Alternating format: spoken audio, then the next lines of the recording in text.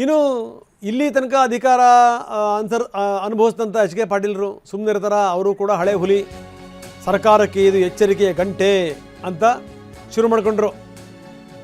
H K Patil warning ಕೊಟ್ಟಿದ್ದಾರೆ, ಸರ್ಕಾರಕ್ಕೆ ಇದು ಎಚ್ಚರಿಕೆಯ ಗಂಟೆ.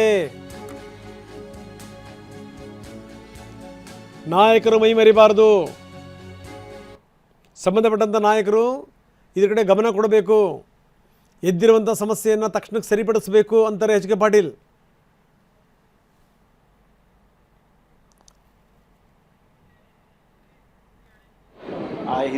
ನಾನು ತಮ್ಮ ಮಾಧ್ಯಮದ ಮೂಲಕ ನೋಡಿದೆ, ಮಾನ್ಯ ರಾಮಲಿಂಗಾರೆಡ್ಡಿ ಅವರಿಗೆ ಫೋನ್ ಮುಖಾಂತರನೂ ನಾನು ಸಂಪರ್ಕ ಮಾಡಿ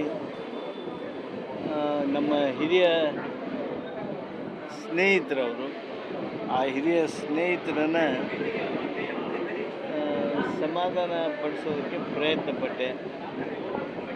ಅವ್ರಿಗೆ ಅವ್ರದ್ದೇ ಆಗಿರ್ತಕ್ಕಂಥ ವಿಷಯಗಳನ್ನು, ವಿವರಗಳನ್ನು ಹೇಳ್ತಾಯಿದ್ರು. ನಾನು ಮತ್ತೊಮ್ಮೆ ಅವರಲ್ಲಿ ಪ್ರಾರ್ಥನೆ ಮಾಡ್ತೀನಿ, ತಮ್ಮ ನಿರ್ಣಯವನ್ನು ಪುನರ್ ಪರಿಶೀಲಿಸಿ ಅಂತ ಕೇಳ್ತೀನಿ. ಅದ್ರ ಜೊತೆಗೇ ಸಂಬಂಧಪಟ್ಟಿರ್ತಕ್ಕಂಥ ನಾಯಕರು ಇಂಥ ಸಂದರ್ಭದಲ್ಲಿ ತಕ್ಷಣ ಗಂಭೀರವಾಗಿರ್ತಕ್ಕಂಥ ಗಮನವನ್ನು, ಲಕ್ಷ್ಯವನ್ನು ಅವರು ಇತ್ತ ಹರಿಬಿಡಬೇಕು. ಒಂದು ರೀತಿ ಮ್ಯಾಸಿವ್ ವೇಕಪ್ ಕಾಲ್ ಇದೆ.